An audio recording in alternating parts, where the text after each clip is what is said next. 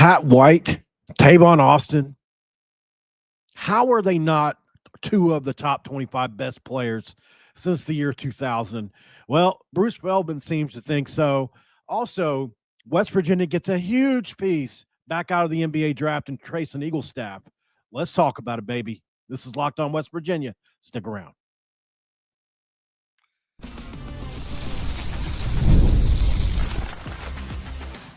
You are Locked On West Virginia, your daily podcast on the West Virginia Mountaineers, part of the Locked On Podcast Network, your team every day. And what is up? Welcome back in, guys. My name is Mountaineer Paul. I am your host. Welcome back into Locked On West Virginia, baby, where we're talking about West Virginia football, West Virginia basketball, West Virginia everything, because we live, we eat, we sleep, we breathe. West Virginia Mountaineers athletics, that's all we care about, man. We don't even care about food. We barely care about sex. We barely care about much of anything else outside of these West Virginia Mountaineers. How you feeling today, baby? My name is Mountaineer Paul, and I am your host. Welcome into Locked On West Virginia, where I'm pissed off today. Imagine that, as we look at another list that snubs our Mountaineer legends of old, which is hard to even believe that's even the case. So we're going to talk about Pat White and oh, there's a big thunder strike outside. Tavon Austin, Pat White, and company being snubbed off of a list. We can go further. We can go deeper. We can obviously talk about Geno if you want.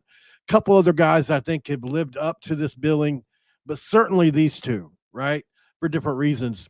Trace and Eaglestaff was our biggest portal get, and for whatever reason, he is not going to the NBA, which we knew was going to happen, right?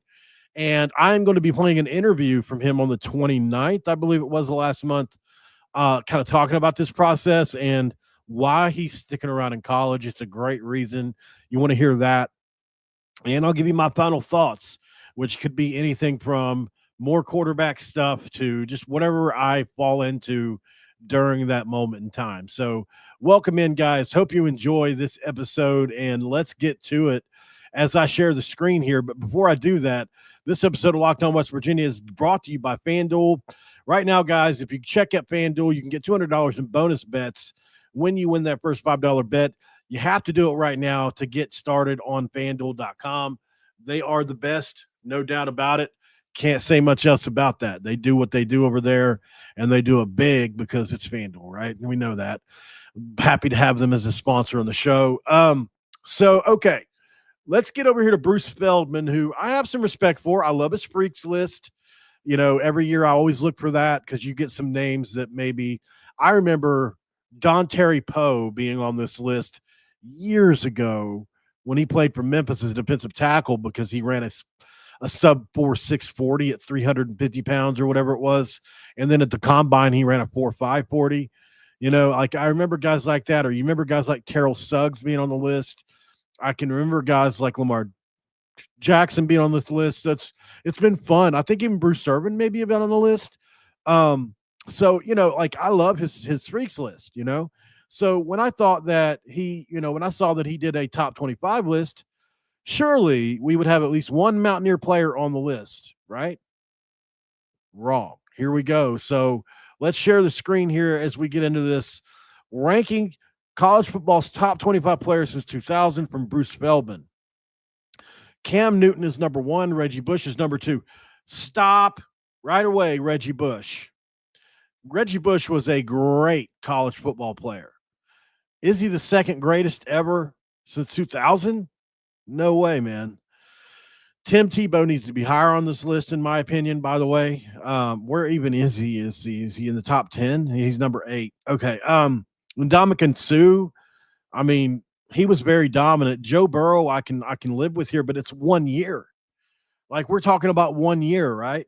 Lamar Jackson was a freak, but was he more of a freak than Tavon Austin? I'm going to say no. He won a Heisman, though. Ed Reed, absolutely. Vince Young, absolutely can live with him being on here. Travis Hunter, it's 1 year. I just, you know, like a lot of these guys are getting this 1 year. What Travis Hunter did last year was absolutely phenomenal. You could say it's even as good as what Tavon did, I think. but it was only 1 year. There's Terrell Suggs, absolutely. Larry Fitzgerald's on there. I agree with that. Andrew Luck was an excellent. Yeah, I got to agree with that. Devontae Smith. None of the Alabama running backs on this list. Are you kidding me? Like, how do you not have any of the Alabama running backs on the list? How's Mark Ingram not on this list? Come on.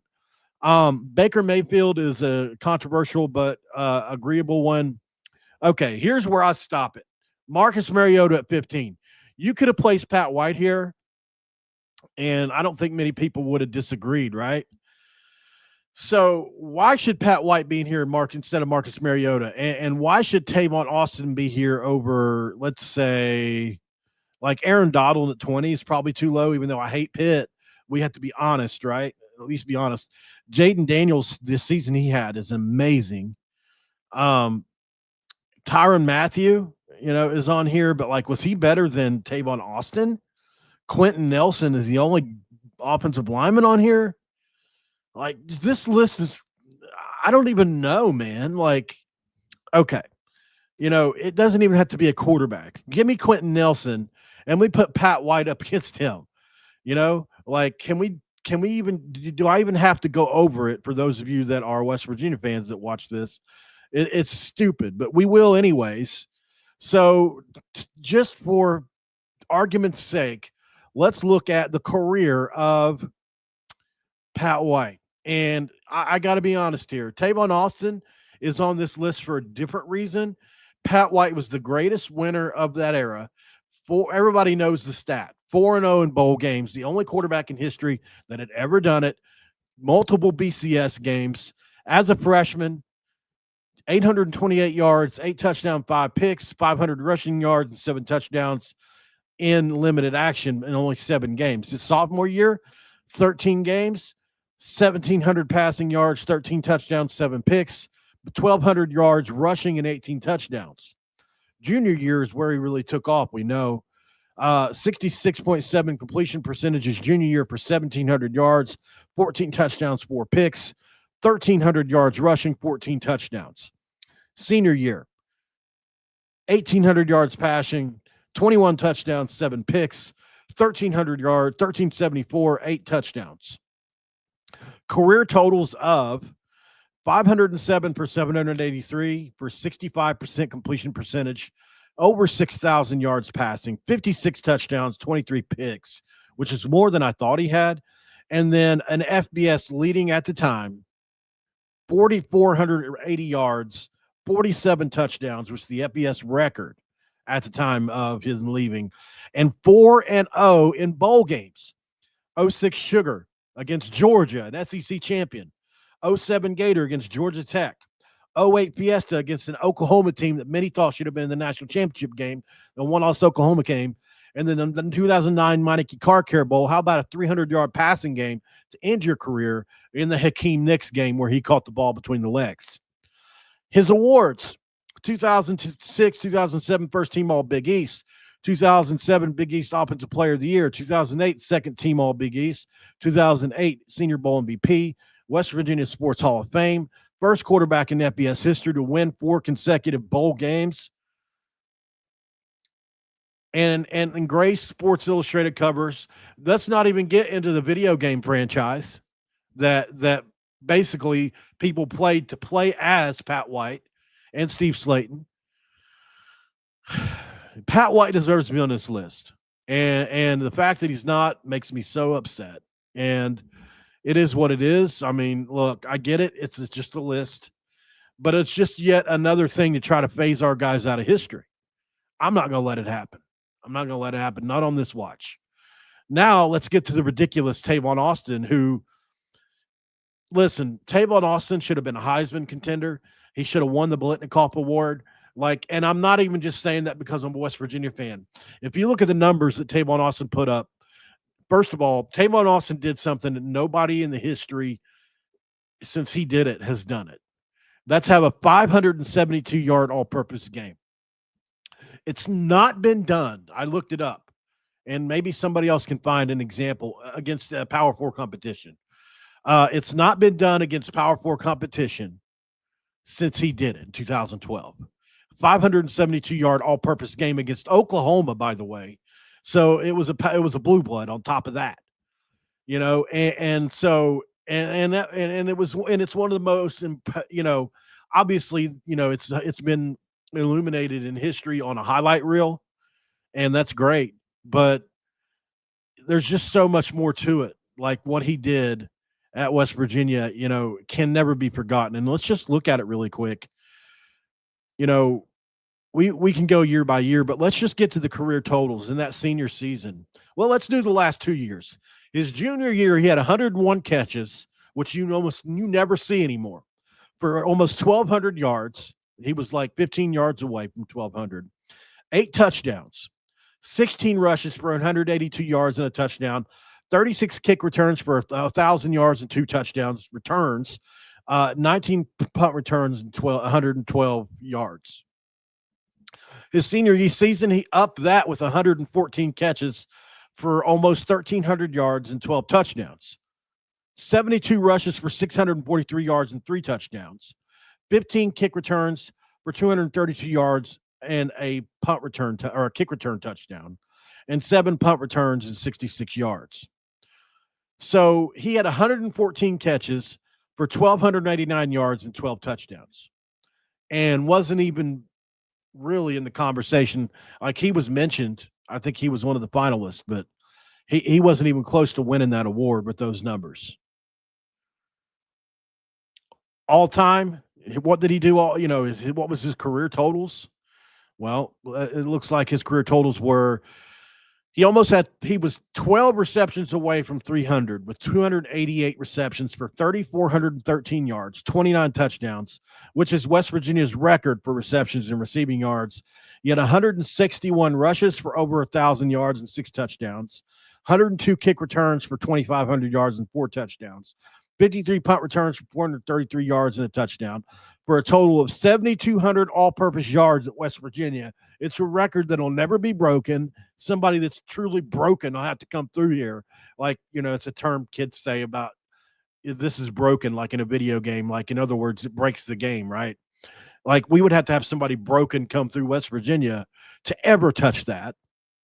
And then we mentioned 344 rushing yards and 572 all-purpose yards versus Oklahoma. He, for 2011, 2012, first team All Big East and Big 12.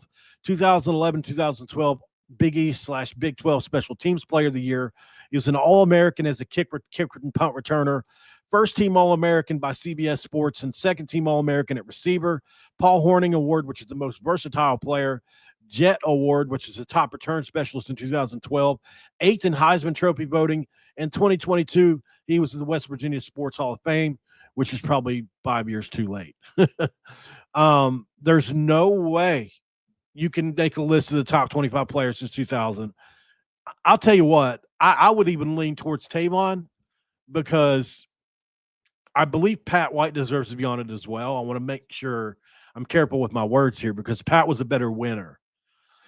But if you just want to talk the impact to the culture and to the highlight tape culture, because it's a culture, Tavon Austin has the greatest highlight tape of all time.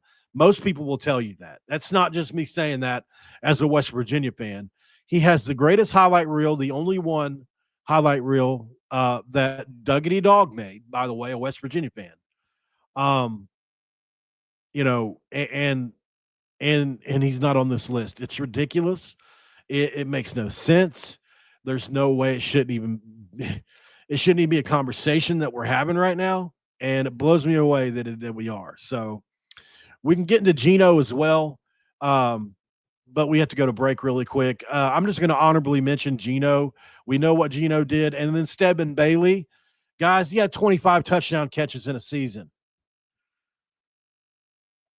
He had 114 catches for 1,600 yards, 25 touchdowns in a season, and didn't get anything out of it rewards-wise. He was an All-American. That's it. No, how do you catch 25 touchdown catches, passes, and not be a Biletnikoff finalist or win the award? It's just ridiculous. So stupid. But I do think Stedman Bailey is another name on this list that's just overshadowed by Geno and Tavon.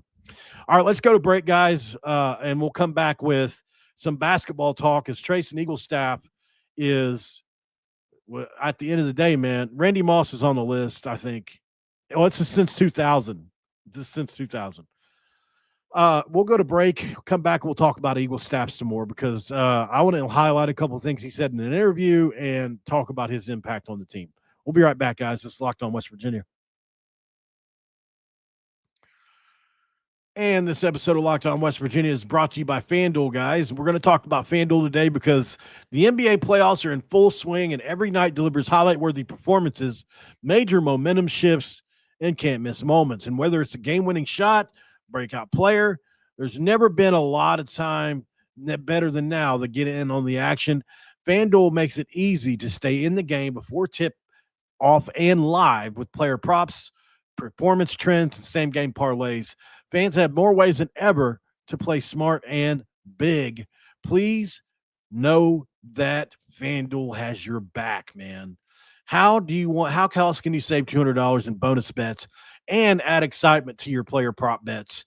Well, that first $5 bet hitting can be the reason. Go to FanDuel now. It's the perfect time to sign up at FanDuel.com and place your first $5 bet. And if it wins, $200, boom, right there is betting that you can bet with for free. Make every moment more. FanDuel, an official sportsbook partner of the National Basketball Association. It's segment 2, and you know what? I saw today whenever I noticed that that we were getting Eaglestaff back, I was excited, man. You know, even though I knew it was happening, it's just like the fear of the possibility of him possibly moving on is like, you know, it's almost like code red, right? So let's crack a do in segment 2 here and talk about Eaglestaff and his. This is how you know you're chubby whenever your cap falls and it just lands on your stomach. Perfectly okay with that. I'm okay with that. Some people may not be, but I am. I'm okay with my own skin. So Eaglestaff, man. Let me get to the article here. Let's see, where is it? I want to think. Well, I think I must not. That's right. I decided not to go with an article on this one. So let's go here. Bang. So Eaglestaff had been working with the Portland Trailblazers. It looks like pre-draft workouts. Mackenzie Mbako, Che Davis, Jack Clark, Owe from Kentucky, Almanza from the Perth Wildcats, it looks like, and Trace and Eaglestaff. So definitely a list of, you got Kentucky, Notre Dame, Indiana, North Dakota on this list, and absolutely a lot going on there. And there you see Trey Eaglestaff in a Portland Trailblazers uniform. Very interesting, absolutely. So, you know, today it's announced that he is absolutely going to come out of this, which we knew he was just going in to get information about his draft stock, right? We knew that he wasn't going to stick around in the NBA unless he got an incredible round 2 or round 1 grade. I'm assuming he got told what he needed to work on, and probably people need to see if he does what he did last year at the Power 4 level, he'll be in that conversation. So I saw this interview with Luke Gamble and asked for his permission to play this clip. So let's play a clip of Craig about this process, what he was doing it for, and then why he's staying in college. Whenever you went into the transfer portal, it was like, hey, you know, Eaglestaff's going into the portal, like, but he's exploring all of his options. Did you get a draft grade? Did you talk to anyone at the next level about like what the potential could be, or was it just straight like communication with colleges? So my agent, after the TSU game, there was a. Can you guys hear this? That somebody let me know down below. They asked me to come into practice and stuff. Sounds a little low in my ears, but my headphones are a little messed up. And he also has a few guys that are like in the league right now, and a few guys that are going to go to the league, like Amari Williams from Kentucky, some guy from Florida. I forgot his name, but like I know he has a bunch of his pre-draft guys going out in New Jersey to do that type of stuff and then go work out.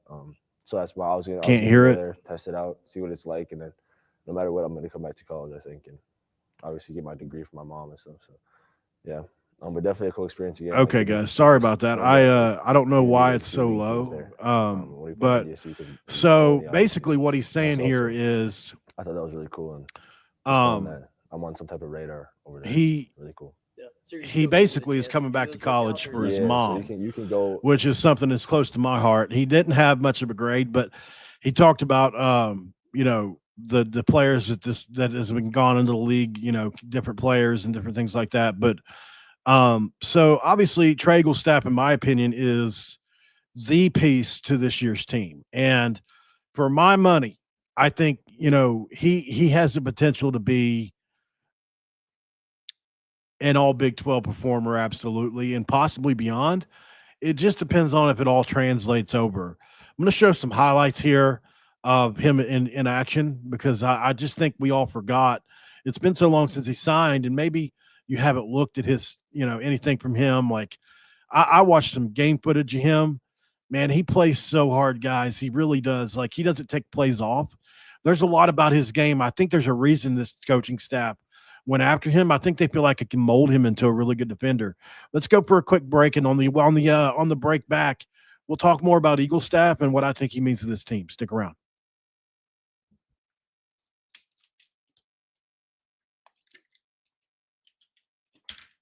All right, guys, and we are back here, Locked On West Virginia, talking Trayson Eaglestaff. And, one thing about Eaglestaff is he is an elite scorer of the basketball, no doubt about it.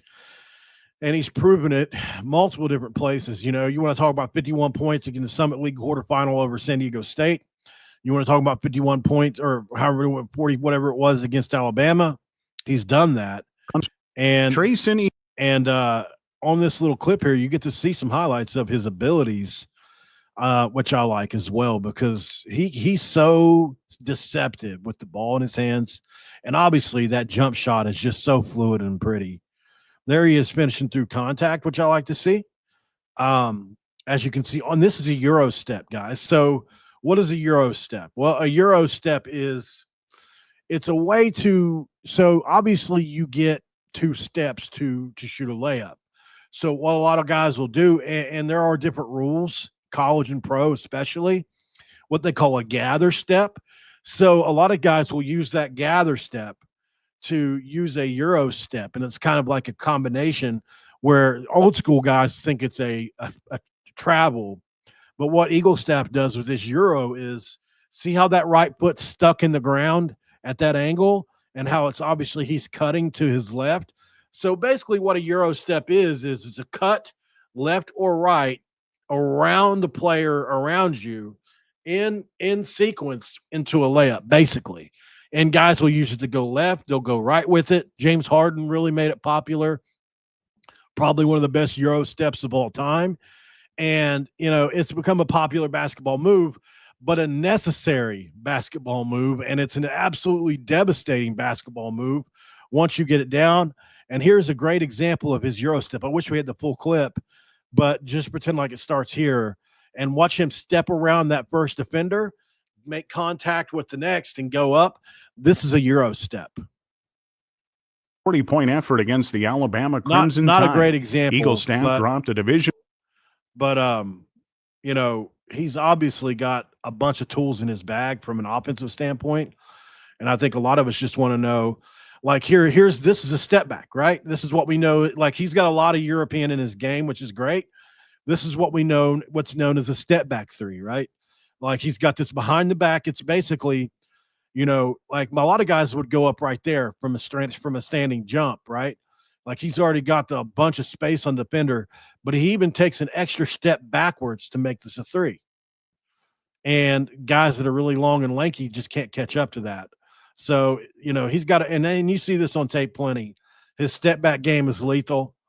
Love to see that. And another thing is, Trayson is he likes to pull from the left hand. So, like for me, like if I'm in rhythm and I'm just shooting around by myself, a lot of times what I'll do is I'll catch the ball with my left hand and kind of like just pocket it into the right here. So I can, constantly just do this kind of rhythm over and over. And I see that with Trey a lot on his stuff where he likes to catch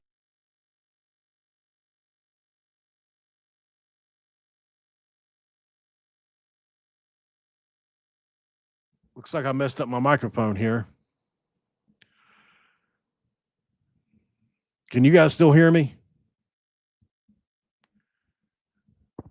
Check. Can you guys hear me? Sorry, I somehow I turned my mic off by touching a wire or something there for a second. Apologies for that, but I'll have to be careful from that from now on. But yeah, so Eaglestaff absolutely got that to his game where he needs to get it in that left pocket. So we'll see how that gets scouted in the future coming up. But man, I think there's a lot to like about the Eaglestaff commit. Obviously, big fan of his work at South Dakota State, and I'm really looking forward to seeing what else comes from this because, he doesn't have much there. I was going to see if there was any other highlights on this page, but there may be if we scroll down some more.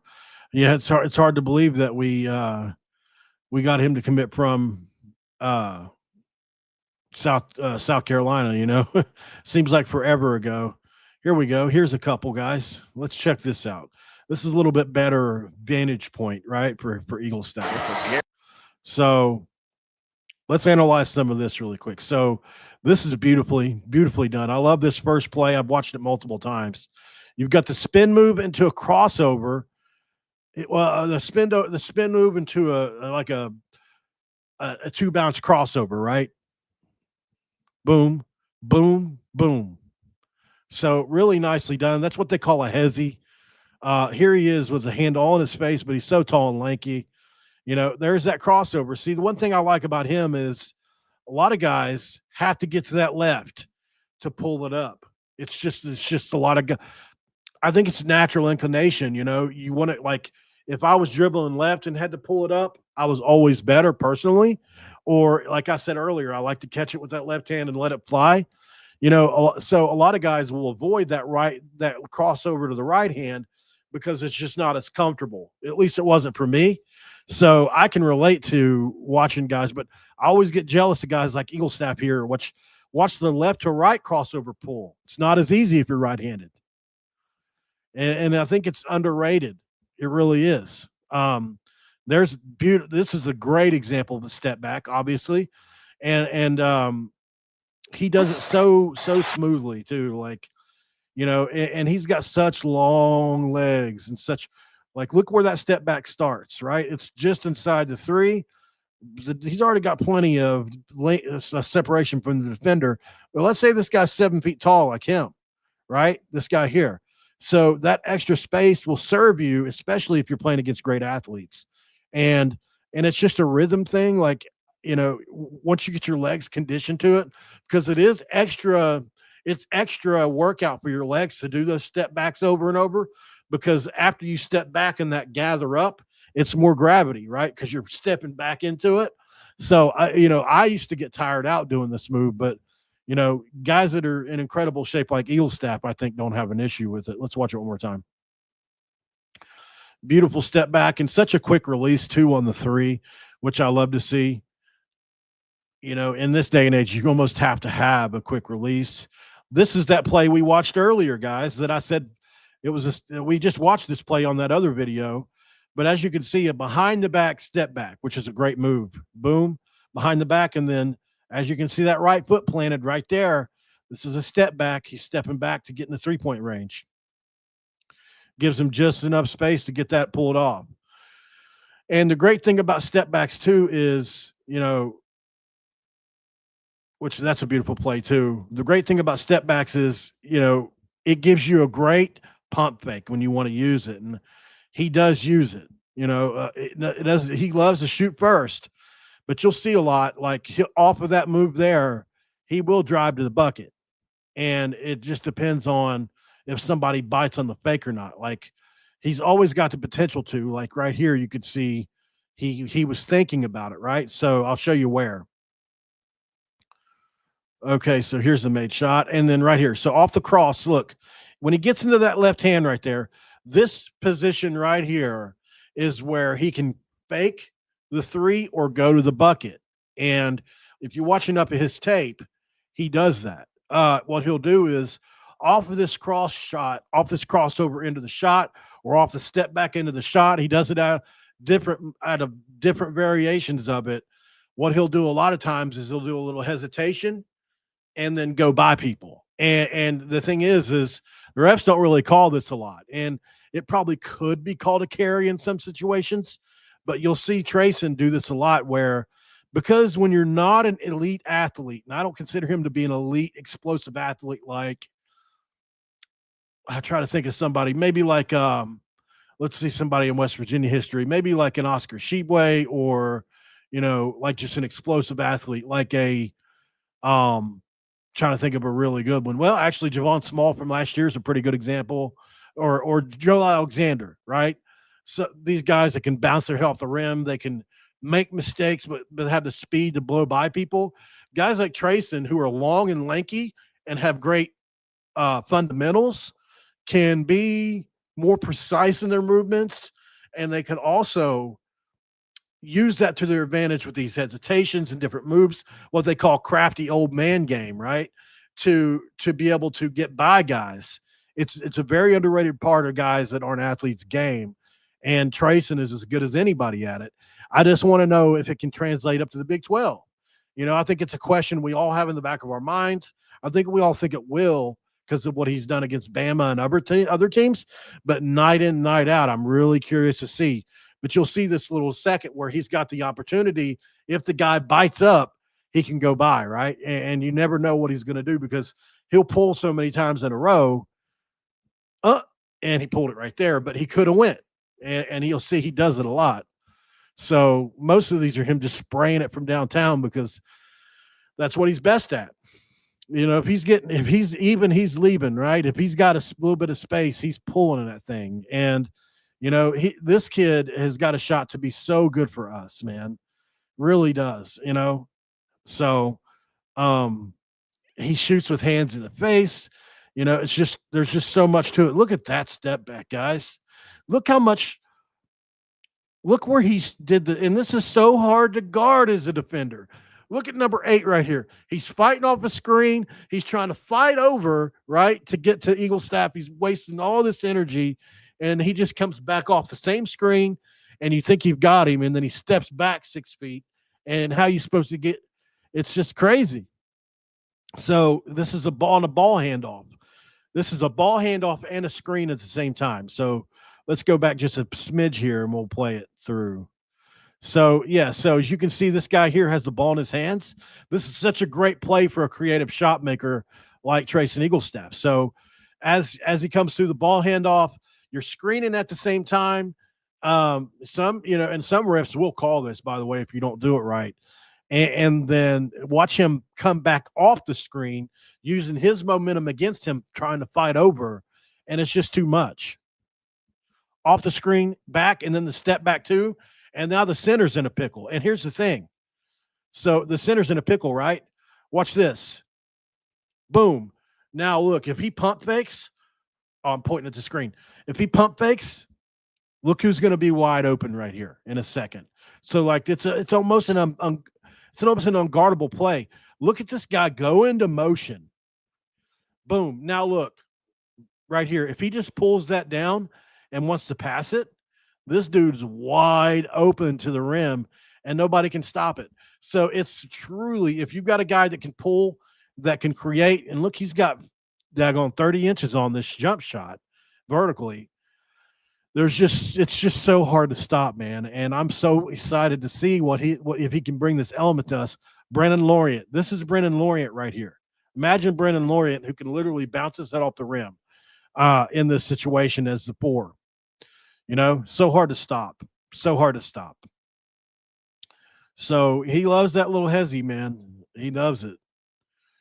He just needs a split second to pull it though, man. And that's what I like. A lot of threes, but man, there's such high percentage shots with him. And I mean, look at every one of them. It's not like they're maybes. This is one of his most disgusting shots because look how quickly this is what I was telling you guys when he committed. He actually changes the quickness in his release, right? Some shots you'll see whenever he's more open, he'll take his time and it'll be a little bit more of a managed follow through. But in a situation like this where he's got to get it off quick, Watch how quickly he just flips that thing off his hand. And it's gone. So it's like he's got these different variations to his game where there it is. Told you. I knew I would find one eventually. So off the crossover, right? I don't know if you guys like me doing this. Hopefully it's not aggravating you all, but so on this play, he's doing some dribbling, but you see him do this all the time. He's got a guy right on his hip. He's driving by him. He'll pull the crossover. He's trying to get space. And then finally somebody bites on a move and he goes. Here's one of the ones I was telling you about earlier. Remember? Off the step back and the hezzy where he had that chance where he could pull it or go. He gets a guy to bite and he goes this time instead of pulls it. And so he's got the guy, look how close he is to him. The guy's invested. He's trying to get that left hand into the pocket to where he can't pull that thing up. And so he says, okay, well, you're even and I'm leaving. And he takes the thing to the rim and uses his length to get to the rim, which is great. So a lot of different moves from Trace and Eaglestaff that are what I consider to be crafty kind of moves that guys that, like I said, aren't elite athletes use to get open. So that's pretty much it, guys. I appreciate you for joining in. Another thing. So 7 p.m. is probably, I'm sure a lot of us are watching for that. I'll go live after that. If he goes to Duke or Kentucky or something, I may not. But if he goes to Pitt or Virginia Tech, that'll be something different to talk about. It really just depends on what happens. If he comes to West Virginia, I'll absolutely be here. Count on that. So it just depends on what he does. By the way, for those of you that are wondering, we're talking about Brayton Hawthorne, who is a 33rd ranked player in the country from the state of West Virginia. He's from Beckley, plays at Huntington Prep, committed to Darren DeVries and company. And when Darren DeVries left, obviously he changed his mind, which is understandable. But this is a big day for West Virginia sports. And I think, this team this year needs this commitment. I think he would make a huge difference to this team this year. And it could learn so much from Trey Eaglestaff. So we'll see what happens. But at the end of the day, guys, this ain't going to make or break us. I wish Braden the very best and hope he commits. If he does, I'll be out of my mind. If not, well, I guess we'll see who we get next, right? Hope you guys enjoyed this video. Make sure you like it before you leave. Subscribe to the channel if you're new around here. And I'll see you on the next one, guys. I appreciate y'all for this. Watching this video about, wasn't necessarily a breaking news type video as much as it was ranting about Bruce Feldman's list, a little bit of Eaglestaff, but there's going to be a lot to get to later, and we'll talk about it then. All right, guys. Thanks for making Locked On West Virginia your first listen and for being a part of the Locked On Podcast Network, where we talk about your team every single day. For your second listen, check out the Portal Show. Brian Smith has the latest rumors, portal entries, and signings, and you can be the most informed fan on the rapid changes of college football landscape. But you can only do that if you find the portal on YouTube or wherever you listen to your podcast. Do it now. Do it today, and I'll see you on the next one. Have a great day. Have a great week, and I'm out of here.